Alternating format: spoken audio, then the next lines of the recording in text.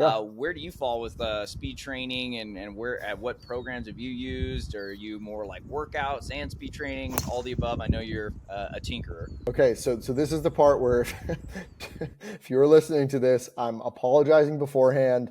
I'm going to say sorry, and that some people in life just get a different lot. Uh, I'm saying sorry. So, like, preface this to your listeners. I am sorry for this. I got lucky. I started playing 7 years ago, and I immediately had whatever it was, 190 ball speed. I got to And just to give 200. people context, I've been playing 25 years and I've never had Yeah, 190. So thanks for it's making me feel bad. I appreciate you. no, But and thank you that's for saying sorry at least. so the Bo Jackson of like he never worked out and whatnot. Like I'm not a weightlifter. I have amazing physios around me that have designed programs and have helped me with strength training. I started lifting when I was 9. The guy who they actually made a 30 for 30 about him. This is like a whole like childhood thing, hilarious. But they made a 30 for 30 about this guy, Marv Marinovich,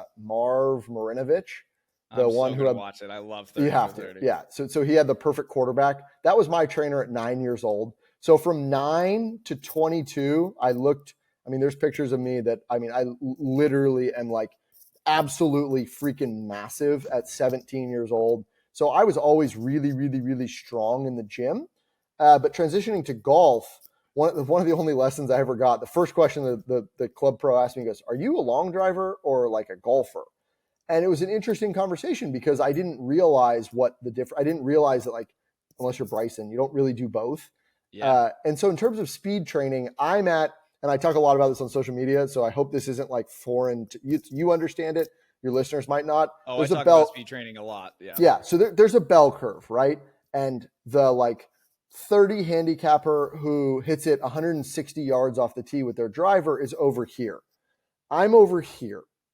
Most of your 13 handicappers are right in the middle. They probably hit their driver somewhere between 200 and 240 yards. Mm-hmm. And for speed is everything for them. If they could hit it 255, if they could hit it 265, life becomes so much better and more fun.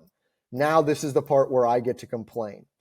I'm 195 mile an hour ball speed. It becomes difficult to play at that level too. Because my dispersion is so wide, a lot of golf courses just don't fit that. So I end up having to either tinker with my equipment, like we can talk about, we can go down that rabbit hole, change my strategy, or what happens the most time is I have to hit less clubs off the tee, which is giving up my advantage. So rather than if we're playing, have you played Arizona Country Club in Scottsdale? Yeah. Okay, so I love ACC. It's like one of my favorite places in the world. If I'm playing a money game for my life on the line, we're going to ACC because I'm going to Okay. tee it up right here and I'm going to tomahawk drives into the other fairways.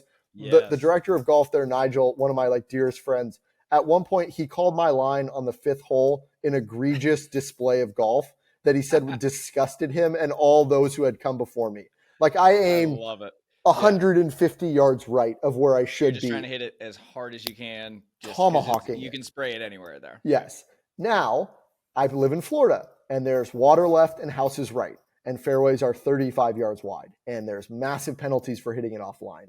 So it's kind of come full circle to where distance, for me, I get to laugh about.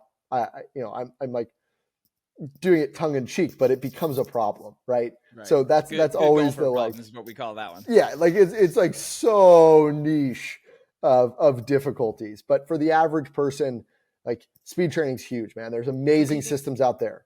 Yeah, do you think it's speed training or tempo as well? Because I had the app creator of Tour Tempo on, Yeah. And he was awesome. I used to use the app a lot more. I've been using it lately though because I used to have really bad tempo, low Yeah. and slow, right? Like everybody grew up. Well, you didn't grow up hearing that, Yeah. but that's what all of us Yeah, who that's your play the game generation. for.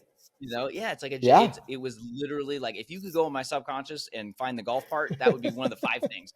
Yeah. Lay up to a good distance and low and Sure. slow, right? And that was Sure. one of them. And he was like, if you just use the app and speed up your swing, not even getting into ripsticks and Yeah. super speed and stack, you're gonna like start hitting it better. And so Yeah. I always tell everybody like start with that app too. Like that's Sure. that's an easy way because you work with the best players in the world. You've seen like John Rahm swing, any of these pro golfers swing, it's 1 second or less. The whole thing.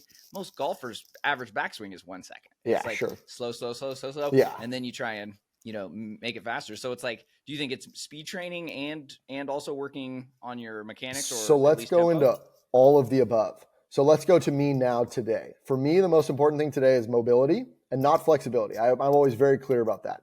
I made a rule for myself that when I'm at home, if I'm watching TV, I'm stretching. And that's like I'm doing some sort of like mobility work, because now I'm going to feel bad watching shows, because that's a good rule. That's a good rule. I know it, because my foam roller's looking at me most of the time. I sit on my foam roller.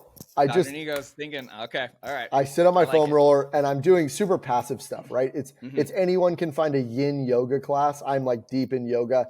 Find a yin yoga class online, learn 5 moves, do those. I'm not talking about. My girlfriend's a yoga teacher too, so I got no excuses. Perfect. There you go. So I'm not talking about doing, crazy handstands. I'm like laying there with my legs out, whatever I'm doing. So that's huge. So to bring it kind of full circle to your question, it's mobility, it's strength, it's understanding, how you deliver the club effectively. It's your technique. And then if all of those things are zeroed out, let's assume you're healthy, you have no injuries. This is like the TPI, my like TPI Dave brain. You're injury free, you have no mobility issues. We understand you're delivering the club. Then there's things like super good buddies with the stack guys, right? Marty Jertson, awesome guy. The super speed guys, Dr. Tyler Standiford and I do research together. Amazing. That kind of stuff.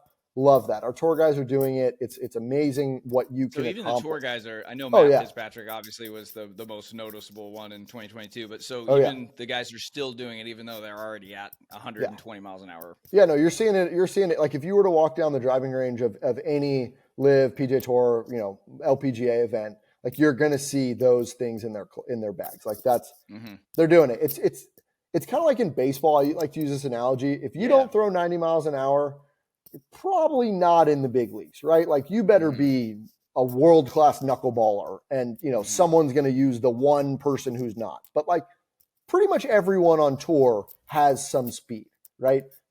Getting to that next level for those guys, like getting from 165 to 173 is a huge jump for them.